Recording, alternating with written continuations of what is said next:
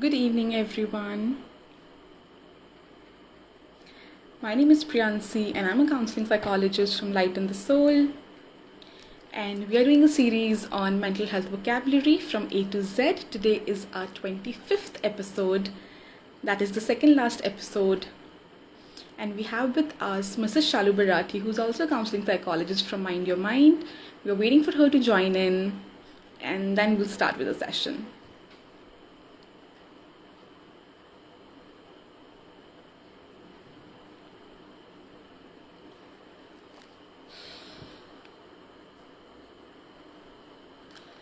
Okay, I hope she joins in.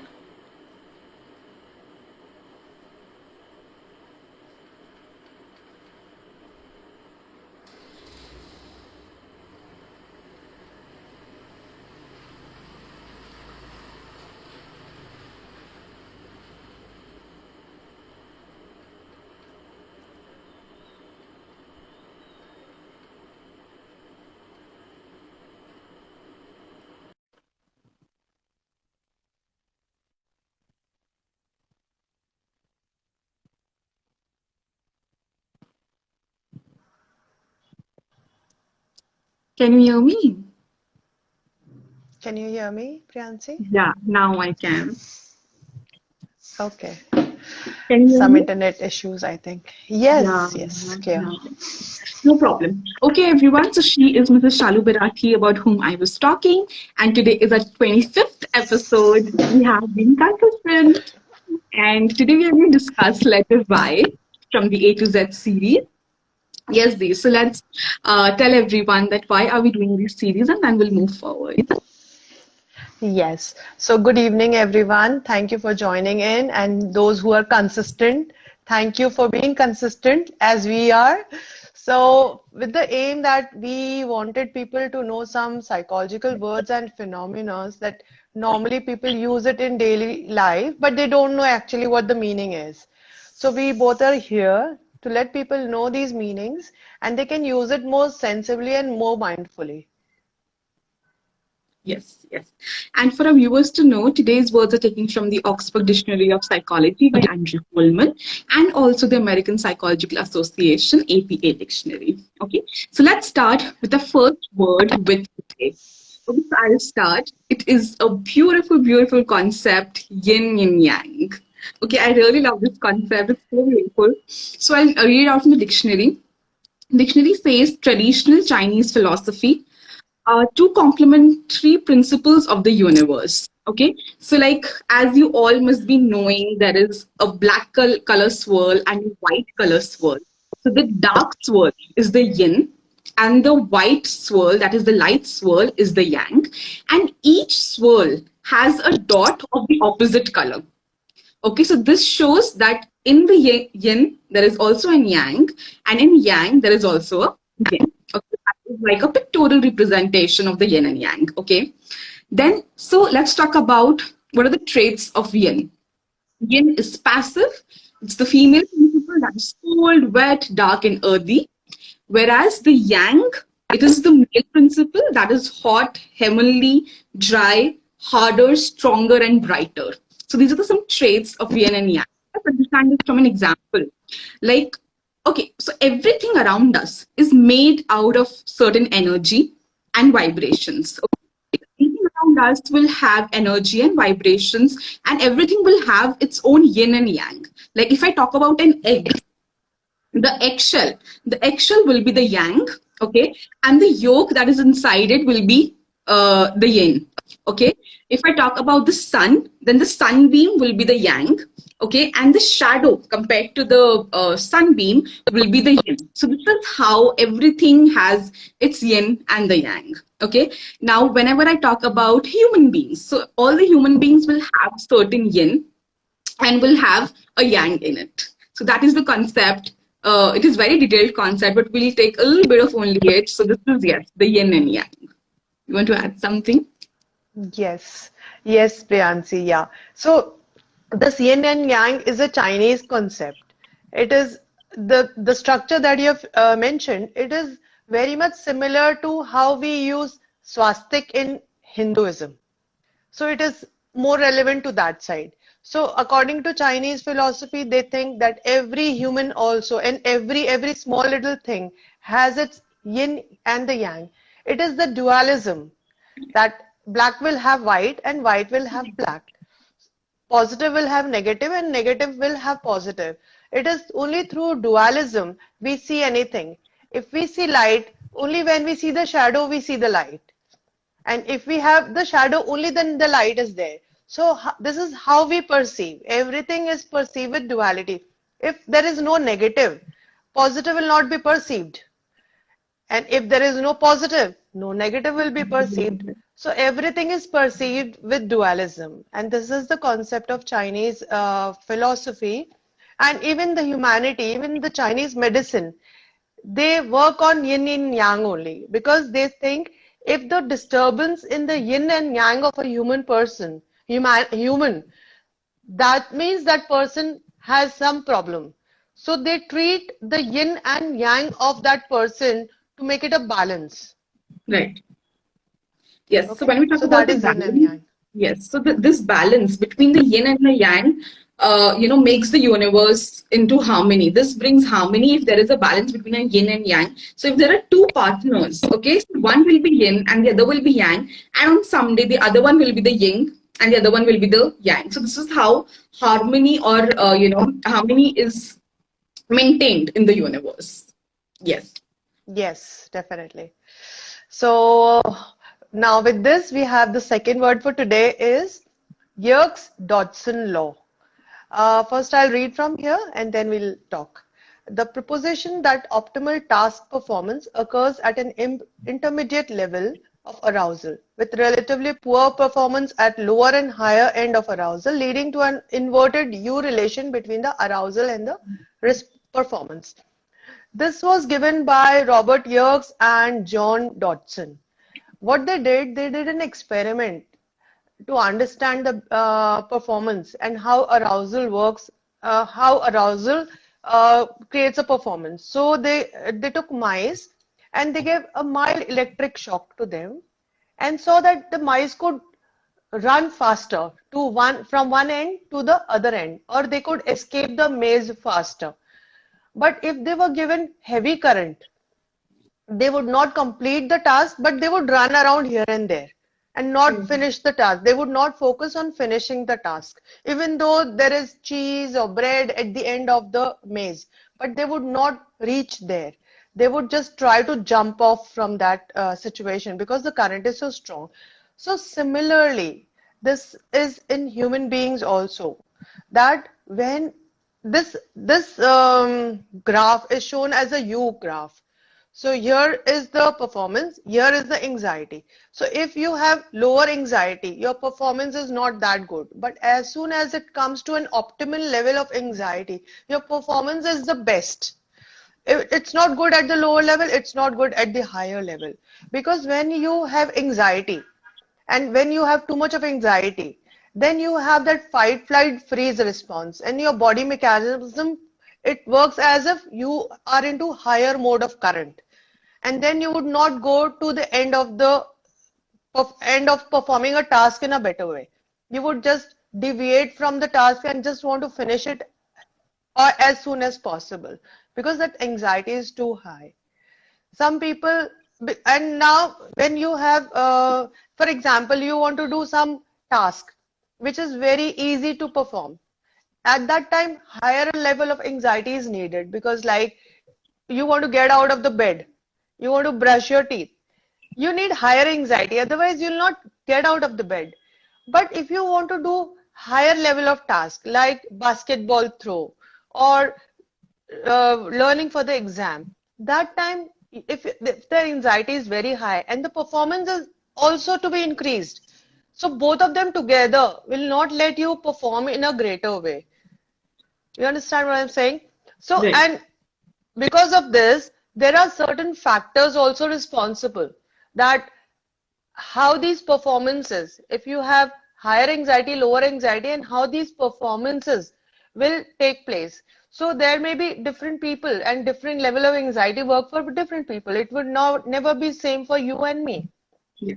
So, so there are factors that I'll tell you. the skill level, how much you're skilled. If you're highly skilled in that, higher anxiety will also lead you to good performance. But if you're not skilled, and higher level of anxiety will not let you perform well. Yeah. Then personality. Some people, personality is needed, to give that high level of anxiety is needed to perform well. Like introverts and extroverts, they are different, right? And then if you have confidence, you need little of anxiety and less or higher of anxiety and the task is done. But if you have lower confidence, you need more motivation, more higher anxiety to get that work done. But definitely that would not give you a good performance. And if the task is very complex, even then also you cannot complete the task if you are not aware of the task. If the task is very complex and higher anxiety will reduce your performance. So it's always good to have an optimal level of anxiety to perform in every task. And always everyone knows what is the optimal level. And if a person who cannot get to the optimal level, first practice, find which is the optimal level, and then work according to that. Because if it is higher anxiety, everything has been ruined. If it is lower anxiety, there is no motivation to work on. Right. So this is basically like we are talking about the relationship between the stress or anxiety and the task performance, that how certain kind of feeling will lead you to perform the task. So we need an optimal, capacity. We need an optimal amount of that particular maybe anxiety or stress to do the task. So like this is like we can understand by the example of electricity as well.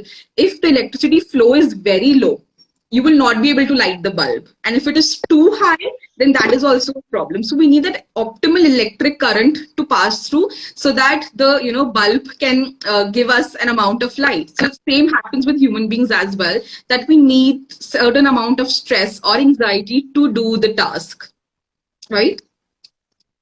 Yes. Yes. Okay. So the third, And for yeah. the viewers also to understand, if the person who is not able to maintain that optimal level of anxiety or arousal in them, then they can seek help also. If Right. they cannot find it by themselves and they are overloaded with anxiety that they are not able to manage their anxiety when there are tests or anything that they have to perform, they can always seek help from anyone, from a counselor, from a psychologist, anyone. They can come and a person can practice working at the optimal level. Yeah. So certain amount of arousal is important to do a task. Right. Yes, Correctly. yes. So let's have the third word for today. The third word is you statement. So therapists coach their client to use the I instead of you. So the dictionary says that these statements are a communication tool in which the first person pronoun is used in talking about relationship issues. Okay, so I'll explain through an example. Like there's a statement which says you have a bad habit. So this is a you statement where I'm saying you have a bad habit. So instead of saying you have a bad habit, I will say I am bothered by your habit. So I have changed the you statement to the I statement. So now what is happening is I am taking the accountability on myself. I'm not blaming it onto you. Rather, I'm taking the accountability on myself. So it will, if there is, a fight going on, or there is a high intensity of argument is going on, so this will decrease the intensity of that conversation because I've converted my you to an I. So it's a good communication tool, and it shifts from the speaker to the listener. So what is happening if I am saying something? So it shifts everything on me, that I am bothered by what you are doing. I am bothered by your bad habit. So that is an I statement. So it said to restrain the use of you statements whenever we are communicating with anyone. Another example can be you don't care about me. So that's a you statement. An I statement can be I feel disconnected and lonely when we don't talk. Instead of I'm blaming that you don't care about me, you don't have time for me, I am taking the responsibility by saying that I feel disconnected when we are not talking. So that gives a shift Okay. Another example can be you care more about work and less about the family. Again, a you statement. Another, the I statement can be when we don't spend time together with the family, I feel disheartened. So again, I am taking the accountability of whatever I am feeling and I'm not throwing it on you. So the I statements can be used in any relationship with friends, with family, with partners, with colleagues, with anyone. So this is the power of using I statements and restrain the using of you statements. You want to add Yes, something? very well. Yeah, Priyansi, very well said. The statement was given like, and Gordon, he was a family psychologist. He studied these and he could make out what is the difference between the you and the I statement. And he said, I has three parts. First is you give a brief, non-blameful description of the behavior you find Yes. unacceptable first, and then your feelings, and third, and the effect of behavior, right? So if I say, for an example, I feel very upset. First is a feeling. I feel very upset. When you are not here at 8 a.m. to answer the phone call, that's a behavior. Because it means I have to leave my work to cover for you. That's the effect. So you are explaining because, and you're saying that I feel uncomfortable. That's a feeling. So I always has the feeling first that you feel this way first because of this reason. So that way the sentence is complete and the person will not take it as blame, but will understand that situation is not that I should change. Ultimately, goal is that the person should be understanding the situation rather feeling blameful. Right. So it decreases the negativity of the words that you are using with your partner or with anyone. So the Yeah, idea is to yeah. communicate in a better way. And like earlier, we had already discussed in one of our live sessions about the transactional analysis, right? How to communicate. So like people, you all can hop onto the T session, learn about what is transactional analysis, and also inculcate these I sentences so that it becomes better for the communication between the partner and other friends as well. Yes. Um, Sharvi, can you hear me? I think now I can hear you. You were just not Yeah. for a second.